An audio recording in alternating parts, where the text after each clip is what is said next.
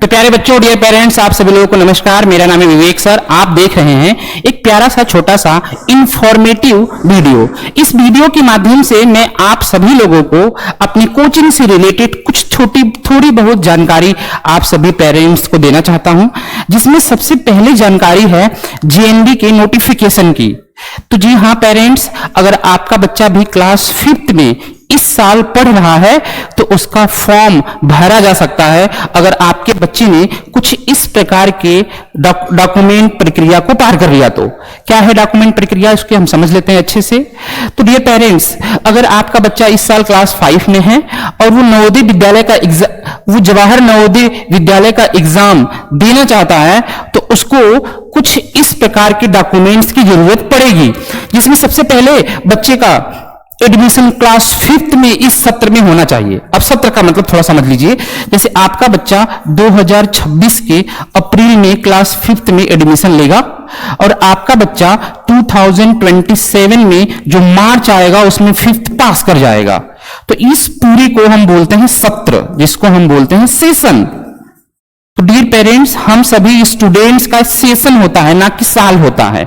तो आपका बच्चा 26 और 27 वाले सत्र में क्लास 5 में होना चाहिए, पहली चीज। दूसरी चीज, आपके बच्चे की एज मिनिमम 10 साल और मैक्सिमम 12 साल होनी चाहिए, न इससे ज्यादा कम न इससे ज्यादा अधिक। अच्छा, थर्ड और इंपॉर्टेंट चीज क्या है, इसको समझ लेना बहुत ज्यादा जरूरी है।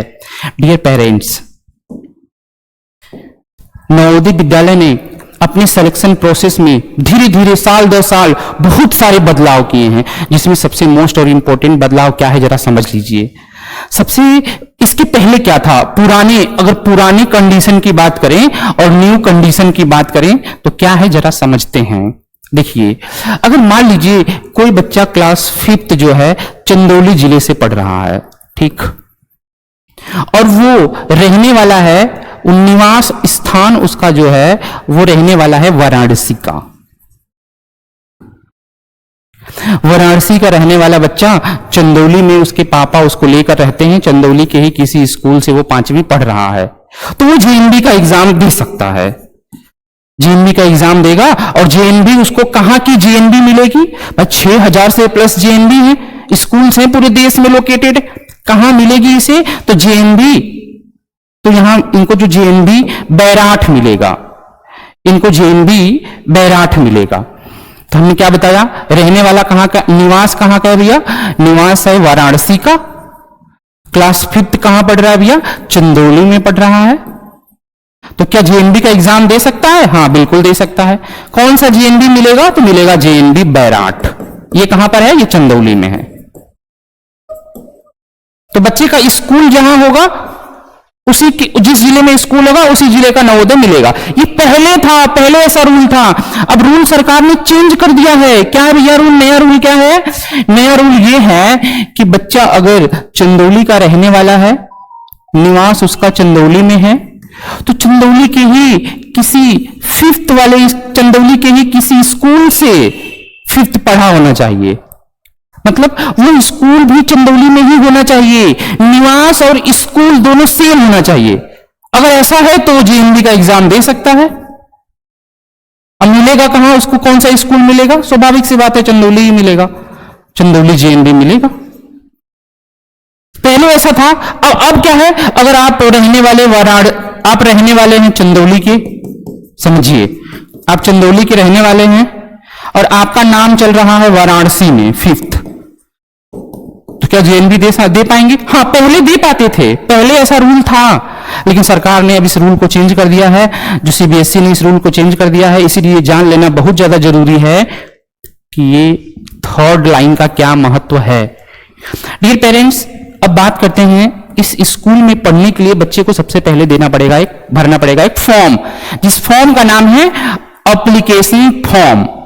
और इस एप्लीकेशन फॉर्म को आप सभी बच्चों का फॉर्म हम लोग जेएनबी पाठशाला में ही भरेंगे। जितने भी प्रकार के फॉर्म्स हैं सब जेएनबी पाठशाला में भरा जाएगा। इस एप्लीकेशन फॉर्म को भरने के लिए आपके पास कुछ डॉक्यूमेंट होने चाहिए जिन्हें आप पहले तैयार कर लीजिए। सबसे पहले बच्चे का आधार कार्ड, ये सारा बच्चे का है। बच्चे का डेट ऑफ बर्थ सर्टिफिकेट अगर नहीं है तो अप्लाई कर दीजिए, समय नहीं है, अगले महीने जून जुलाई से ही फॉर्म भरना स्टार्ट हो जाएगा। निवास प्रमाण पत्र, पासपोर्ट साइज फोटो, पेरेंट्स का mobile number, school related certificate वो उसी समय मैं आप लोगों को दूंगा, स्कूल से भरवा के लाना पड़ेगा। और कास्ट सर्टिफिकेट यदि लगता है तो। डियर पेरेंट्स, ये डॉक्यूमेंट्स अगर आपके पास हैं तो इस डॉक्यूमेंट से आपका बच्चा नवोदय भी दे सकता है, सैनिक स्कूल का भी फॉर्म भर सकता है, यूपी सैनिक स्कूल भी भर सकता है, विद्या ज्ञान भी भर सकता है, सारा फॉर्म आपका बच्चा भर सकता है। अब रह गई कुछ एक्स्ट्रा इंफॉर्मेशन। तो डियर पेरेंट्स, मुझे उम्मीद है कि आपके बच्चों ने इन छुट्टियों को काफी अच्छे और बढ़िया तरीके से बिताया होगा। यह छुट्टियां चूंकि हर स्कूलों की होती है, सरकार की गाइडलाइन को फॉलो करते हुए हम लोगों ने भी करा था, लेकिन हम लोग इस छुट्टियों को कंटिन्यू नहीं कर सकते क्योंकि अब समय आ गया है बच्चों की तैयारी की। आपका बच्चा एक ऐसे एग्जाम की तैयारी कर रहा है जिस एग्जाम को पूरे जिले के होनहार और टॉप बच्चे देने वाले हैं। अगर उन बच्चों में, उन 80 बच्चों में अपना नाम बनाना है, अपना लिस्ट में नाम लाना है, तो देखिए थोड़ा हटके तो काम करना पड़ेगा। कल यानी 1 जून से आप सभी बच्चों की क्लासेस स्टार्ट हो जाएंगी। निरंतर जैसे क्लासेस चलती हैं वैसे चलती रहेंगी। तो मुझे उम्मीद है बच्चों आप लोग कल अपने हॉस्टल की तरफ वापस लौटेंगे और अपने निरंतर क्लास को कर जीवन में आगे बढ़ेंगे और अपने गोल के प्रति आप समर्पित रहेंगे।